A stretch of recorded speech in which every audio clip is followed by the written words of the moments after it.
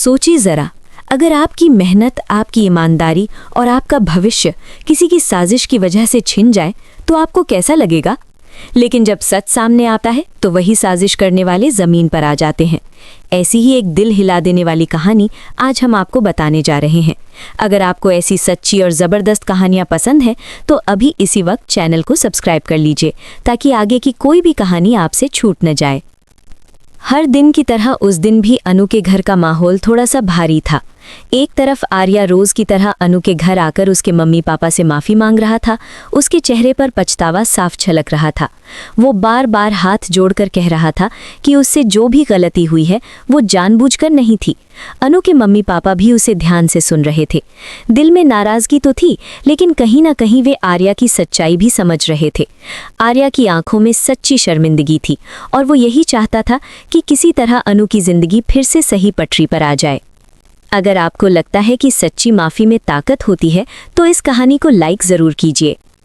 इसी बीच दूसरी तरफ अनु अपने भविष्य को लेकर बहुत घबराई हुई थी। रिजल्ट का दिन करीब था और उसका दिल बुरी तरह से धड़क रहा था। वो सुबह सुबह मंदिर पहुंचती है। मंदिर की सीढ़ियां चढ़ते वक्त उसके कदम लड़खड़ा रहे थे, लेकिन मन में एक ही उम्मीद थी कि भगवान उसकी मेहनत ज़रूर देखेंगे। मंदिर के अंदर जाकर वो हाथ जोड़कर आंखें बंद कर लेती है और मन ही मन प्रार्थना करती है कि भगवान बस इस बार उसे पास करा दें। वो कहती है कि उसने पूरी ईमानदारी से पढ़ाई की है, उसने किसी का बुरा नहीं किया। फिर भी अगर वो फेल हो गई तो उसका सपना टूट जाएगा। अगर आपको भी कभी रिजल्ट का डर लगा है तो कमेंट में हाँ ज़रूर लिखिए। जब अनु मंदिर से बाहर निकलती है तो अचानक उसकी नज़र ज़मीन पर पड़ी उल्टी चप्पल पर जाती है। ये देखते ही उसका दिल बैठ सा जाता है। वो घबरा कर रुक जाती है और सोचने लगती है कि ये तो अपशगुन है। उसके चेहरे पर डर साफ दिखाई देता है। तभी उसके पास सिमरन आती है और उसके कंधे पर हाथ रखकर उसे समझाती है कि ऐसी बातों पर ध्यान मत दे। वो कहती है कि तूने एग्ज़ाम बहुत अच्छे से दिया है, भगवान सब ठीक करेंगे। सिमरन की बातें सुनकर अनु थोड़ी शांत होती है, लेकिन दिल का डर पूरी तरह ख़त्म नहीं होता। अगर आपको भी लगता है कि दोस्त ऐसे ही होने चाहिए तो इस वीडियो को शेयर ज़रूर करें।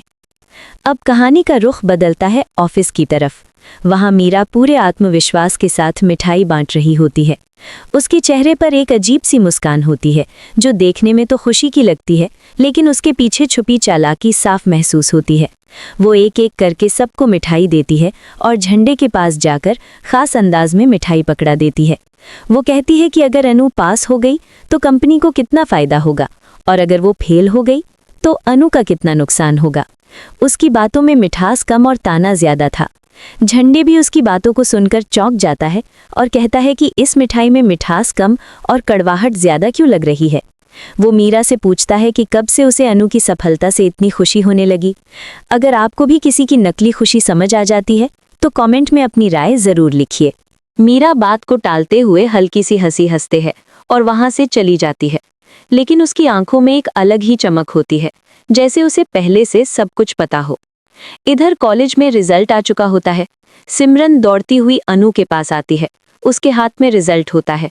वो थोड़ी हिचकिचाते हुए अनु को बताती है कि वो खुद तो पास हो गई है, लेकिन अनु का नाम फेल वालों की लिस्ट में है। ये सुनते ही अनु के पैरों तले जमीन खिसक जाती है। उसकी आंखों में आंसू आ जाते हैं और वो वहीं बैठ जाती है। उसका मन मानने को तैयार नहीं होता कि वो फेल हो सकती है। अगर आपको लगता है कि ये बहुत नाइंसाफ़ी है तो इस कहानी को आगे तक ज़रूर देखिए। उसी वक्त वहाँ आर्यवर्धन आता है।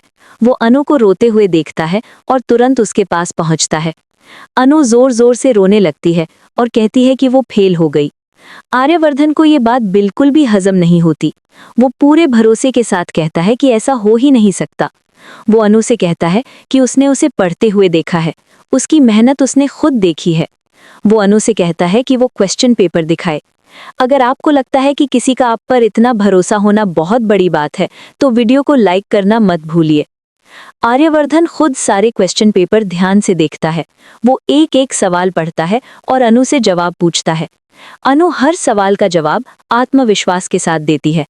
जब सारे जवाब मिल जाते हैं तो आर्यवर्धन हिसाब लगाता है और कहता है कि अगर अनु ने यही जवाब लिखे हैं तो उसे 64.2% आने चाहिए थे। ये सुनकर अनु खुद भी हैरान हो जाती है और कहती है कि वो भी यही सोच रही थी कि कम से कम 60% तो आएंगे।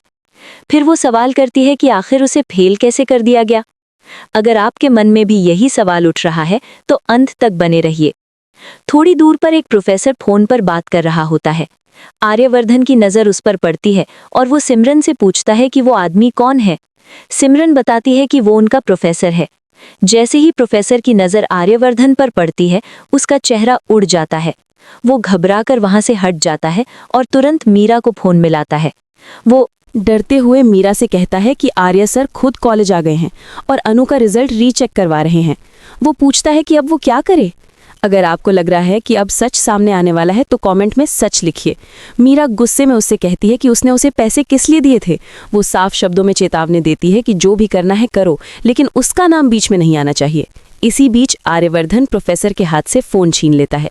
फोन पर मीरा की आवाज़ सुनकर वो ठंडे लेकिन सख्त लहजे में कहता है कि अब उसका नाम आ ही गया है। वो सबके सामने प्रोफेसर को पकड़ लेता है और उससे सच उगलवाता है। आर्यवर्धन तुरंत डीन को बुला लेता है। अगर आपको लगता है कि गलत करने वालों को ऐसे ही पकड़ना चाहिए तो इस कहानी को शेयर ज़रूर करें। डीन आते हैं और पूछते हैं कि आखिर हुआ क्या है। आर्यवर्धन उन्हें साफ साफ बताता है कि जो काम उन्हें करना चाहिए था वो उसे करना पड़ रहा है। वो कहता है कि ये प्रोफेसर जानबूझकर अनु को फेल करने वाला था और उसकी ज़िंदगी बर्बाद करने की कोशिश कर रहा था। डीन को बहुत गुस्सा आता है। वो प्रोफेसर से पूछते हैं कि क्या उसे पता है कि वो किससे पंगा ले रहा है। डर के मारे प्रोफेसर टूट जाता है और सच कबूल कर लेता है कि अनु के 60% आए थे और उसने जानबूझकर उसे फेल किया। वो माफ़ी मांगता है लेकिन अब बहुत देर हो चुकी होती है। डीन तुरंत उसे नौकरी से निकाल देते हैं। अगर आपको लगता है कि ये सही सज़ा है तो कमेंट में ज़रूर बताइए। डीन आर्यवर्धन से कहते हैं कि वो अभी अनु का नया रिजल्ट अपलोड करवा देते हैं। जब अनु को ये खबर मिलती है तो उसकी खुशी का ठिकाना नहीं रहता। उसकी आंखों से खुशी के आंसू निकल आते हैं। कॉलेज से बाहर निकलते वक्त वो आर्यवर्धन को गले लगाने ही वाली होती है, तभी आर्यवर्धन उसे एक सरप्राइज देता है और कहती है कि आंखें बंद करो। अनु आंखें बंद करती है और जब आंखें खोलती है तो सामने एक बड़ा सा ट्रक होता है जिसमें से एक बड़ा गुब्बारा निकलता है। उसके अंदर से फूलों का एक छोटा सा गुलदस्ता निकलता है। आर्यवर्धन उसे देते हुए कहता है कि उसे पूरा भरोसा था कि वो फेल नहीं हो सकती। अगर आपको भी ये पल दिल से अच्छा लगा तो वीडियो को लाइक और शेयर ज़रूर करें।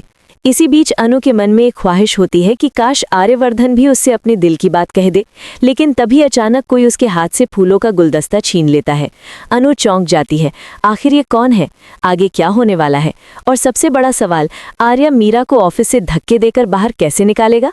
ये सब जानने के लिए जुड़े रहिए और चैनल को सब्सक्राइब करना बिल्कुल मत भूलिए। जैसे ही फूलों का गुलदस्ता अनु के हाथ से छीना जाता है, वहां मौजूद हर इंसान चौंक जाता है। अनु घबराकर इधर उधर देखती है कि आखिर ये हरकत किसने की। उसका दिल तेज तेज धड़कने लगता है। तभी सामने मीरा खड़ी दिखाई देती है, जिसके चेहरे पर ना कोई शर्म है और ना ही डर। उसकी आंखों में वही पुरानी चालाकी चमक रही होती है। अनु को समझते देर नहीं लगती कि ये सब उसी की साजिश का हिस्सा था। अगर आपको भी लग रहा है कि अब मीरा की उल्टी गिनती शुरू हो चुकी है तो वीडियो को अंत तक ज़रूर देखिए और अभी लाइक कर दीजिए। मीरा ताना मारते हुए अनु से कहती है कि ज़्यादा खुश होने की ज़रूरत नहीं है, किस्मत कब पलट जाए कोई भरोसा नहीं। उसकी बातों में जहर भरा होता है। अनु कुछ कह पाती उससे पहले ही आर्यवर्धन आगे आ जाता है। उसका चेहरा सख्त हो चुका होता है। उसकी आंखों में गुस्सा और नफरत साफ झलक रही होती है। वो मीरा से पूछता है कि उसे इतना गिरने में शर्म नहीं आई। वो कहता है कि एक लड़की का करियर बर्बाद करने के लिए उसने कितनी घटिया चाल चली। अगर आपको लगता है कि अब मीरा को उसके कर्मों का फल मिलने वाला है तो कमेंट में अब नहीं बचेगी ज़रूर लिखिए। मीरा खुद को बचाने की कोशिश करती है और कहती है कि उसने कुछ गलत नहीं किया। वो सारी गलती प्रोफेसर पर डालने की कोशिश करती है। वो कहती है कि उसे नहीं पता था कि प्रोफेसर ऐसा करेगा, लेकिन आर्यवर्धन उसकी एक भी बात पर भरोसा नहीं करता। वो उसे साफ साफ बता देता है कि उसने सब कुछ अपनी आंखों से देखा और सुना है। फ़ोन कॉल से लेकर पैसों तक हर सच उसके सामने आ चुका है। मीरा का चेहरा पीला पड़ने लगता है। उसे पहली बार एहसास होता है कि अब वो फंस चुकी है। अगर आपको भी झूठ बोलने वालों का यही हाल पसंद है तो इस कहानी को शेयर ज़रूर करें। इधर अनु चुपचाप खड़ी सब कुछ सुन रही होती है। उसकी आंखों में आंसू हैं, लेकिन इस बार ये आंसू कमज़ोरी के नहीं बल्कि राहत के होते हैं। उसे यकीन नहीं हो रहा होता कि आखिरकार सच जीत गया। सिमरन अनु का हाथ थाम लेती है और उसे हिम्मत देती है। वो कहती है कि अब किसी से डरने की ज़रूरत नहीं है। अगर आपके जीवन में भी कोई ऐसा दोस्त है जो हर मुश्किल में साथ देता है तो इस वीडियो को उसे ज़रूर भेजिए। अब सीन शिफ्ट होता है ऑफिस की तरफ। मीरा खुद को संभालते हुए ऑफिस पहुंचती है, जैसे कुछ हुआ ही ना हो।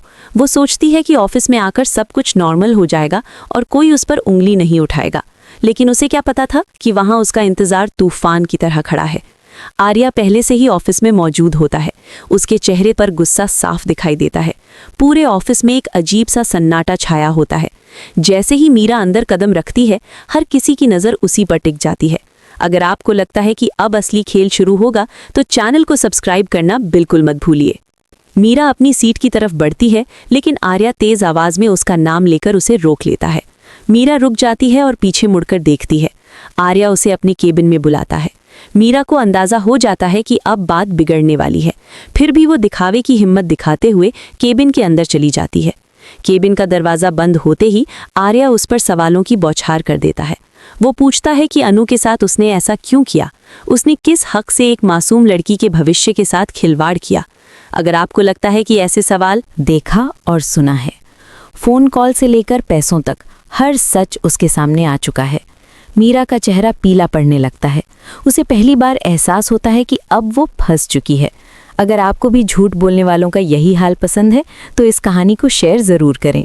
इधर अनु चुपचाप खड़ी सब कुछ सुन रही होती है। उसकी आंखों में आंसू हैं, लेकिन इस बार ये आंसू कमज़ोरी के नहीं बल्कि राहत के होते हैं। उसे यकीन नहीं हो रहा होता कि आखिरकार सच जीत गया। सिमरन अनु का हाथ थाम लेती है और उसे हिम्मत देती है।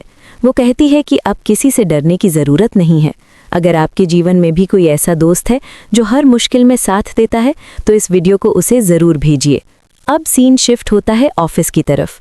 मीरा खुद को संभालते हुए ऑफिस पहुंचती है, जैसे कुछ हुआ ही ना हो।